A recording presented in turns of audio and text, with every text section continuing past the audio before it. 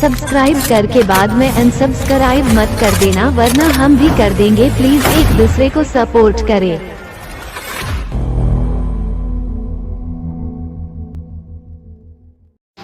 Muslim kan jettuun nama kanaani jechuudha.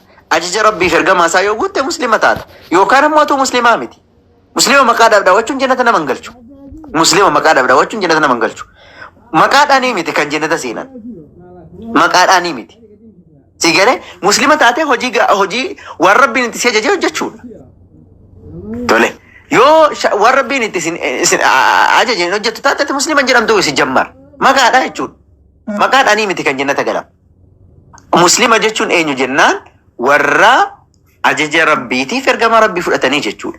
Ebelu jannata seenaa isa jetteef ammoo ebelu jannata seenaa ebelu jannatan seenu jedhamee quraana keessatti hin barreeffamne. Rabbiin bismillah 47 lakkoofsa 70 irratti alladhiina aamanuu wa kaanuu muslimiin isaanan amananii muslimoota ta'an udkhulul jannata antum wa azwaajukum tuhbaruun ati isiniif haadha warra amma keessanillee haala gammadoo taataniin jannata seenaa isaaniin jedhamaa jechuudha rabbiin nu hime. Kanaaf muslimni jannata seenu muslima maqaa osoo hin taane muslima haqaati. Ati maqaadhaan muslimaan ofiin jecha rabbittiin amantu.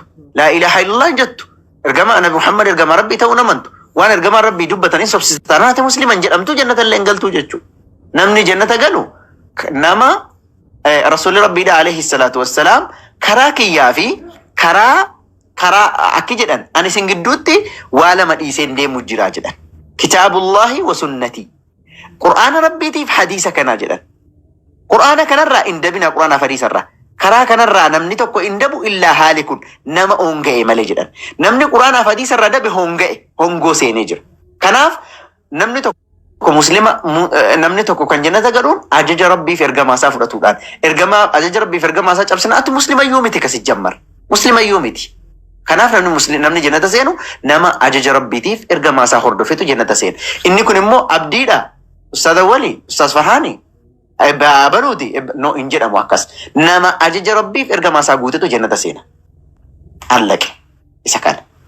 Ammoo namni ajaja rabbiidha hin guunne muslima ta'e irrinni irraa argama. Argamuu mala. Irrina argamuufi cubbuu gurguddaa yoo hojjete ni toobbata. Namni muslimaa cubbuu hojjeteef toobbatee jannata seena. Gaafa guyyaa qiyaamaa miizaana jira. Miizaana kanarratti namoonni cubbuun isaanirra guddatan muslima ta'anii kan ibidda seenan ni jiran. Rasuulli rabbiidha alayhi salaam kan himan. Muslima ta'anii cubbuun isaanii khayrii isaanirra yoo baay'ate ibidda seenan.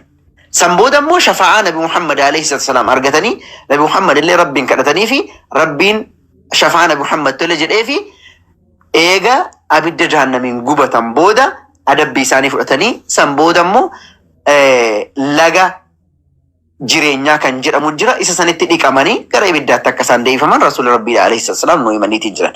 Waliigalatti aaminan biqalbii laa ilaaha illallah Muhammad rasulullah jedhee qalbii isaatiin amanee yoo goomse onnee isaa keessa wanti kun gadhaabbattee yoo jiraatte namni mu'minaadha ibidda jahannamillee yoo seena keessatti rafuu jechuudha.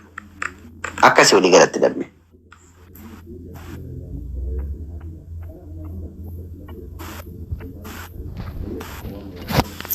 Akka kaafiraa akka kiristaanotaa ibidda jahannam keessatti dalaalamen ta'u namni dhugaadhaan laa ilaaha illallah dhugoomsee namni arrabaan jedhee onneedhaan amanee keessatti hin hafu jechuudha. Aga fedhillee yoo ta'e ni baha.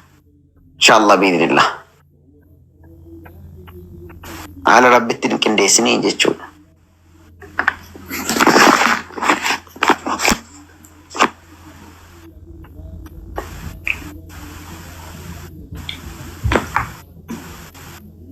Lammii maayikirra jirta dubbadhu.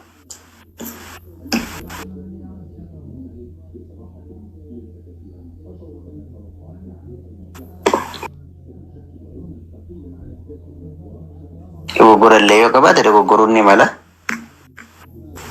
Akkasi.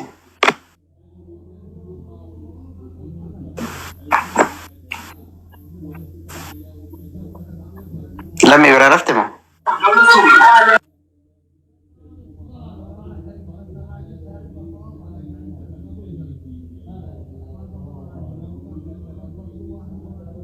Lagi Maali ganaa nyaaddasallee nyaatachuu keetiif ni ati anteetu afaan hin taane haasofta afaan kee arraba kee amanuun hin ta'u. Lakki irbaata jedhanii rabbi si haa qajeelchu malee. Kanas hin jedhu. Hai gaariidha amma yeroo daqiiqaa murtaa'e ni nageenya malee yaada kee naa galeera furan dhaggeeffadheera. Garuu amma fakkeenyaaf ati anama suman immoo gaaffii gaafadha abdii. Atama musliima jechuun waaqayyoof Allaadhaaf bitamuu isaaf abboomamuu jechuudha jetteetta. Yaa abboommiin isaa maal akka ta'e beekta jedhee mayyaada. Abboommii sana hundumaa raawwadheera jettee yaadda abdii. Ammammaatti amma biyya lafaa kanarra jiraatte. Rabbi gaaffii bareedaa gaafatte ammoo rabbitu na dhowwa waan kana sitti himuudhaafi rabbiin na dhowwa maal jedha walaa tuzakkuu anfusakum wallahu yuzakki man yashaa rabbitu abbaa barbaade qulqulleessa.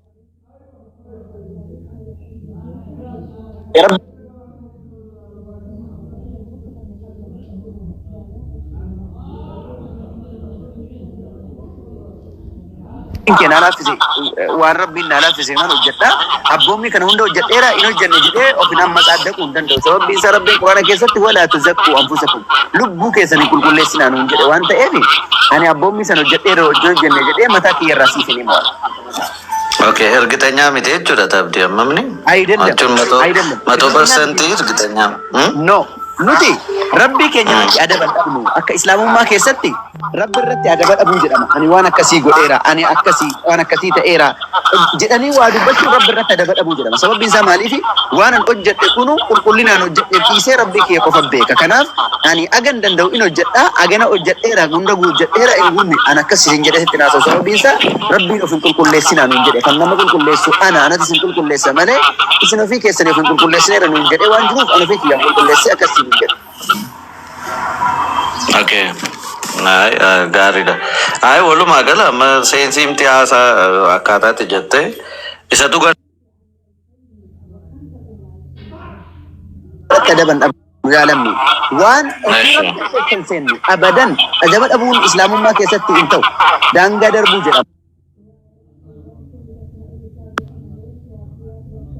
Ammoo ani agana hojjedhe rakkas ta'e jedhee of masaa dhabuu hin danda'u. Ani muslima waan ta'eef adaba qabna rabbi keenya irratti. Okay. Amma fakkeenyaaf achi geessee hojjette gahaa miti yoo jedhe jannatan galtoo jechuudha. Okay, jalqaba irratti wanni sii galuu qabu rabbiin quraana isaa keessatti inna allaha laa yadlimu mithqaala dharra nama takkallee aga firii qolola timiraan beeytaami yookaan aga bookeedha rabbiin nama tokkollee miidhu maal jedha rabbi inni harramtu dhulma ala nafsi yaa cibaadii falaa tadhaalamu ani ofii kiyya irratti akka nama tokkollee hin miine waan inni hojjete jalaa irrisuudhaan nama takkallee hin miidhu ofirrattan haraam godhe isinillee wal hin miidhina gidduu keessanitti nuun jedha kanaaf rabbiin abadan nu miidhu jechuudha gabroottan isaa allaha laa yadlimu cibaada gabroottan isaa abadan hin miidhu rabbiin.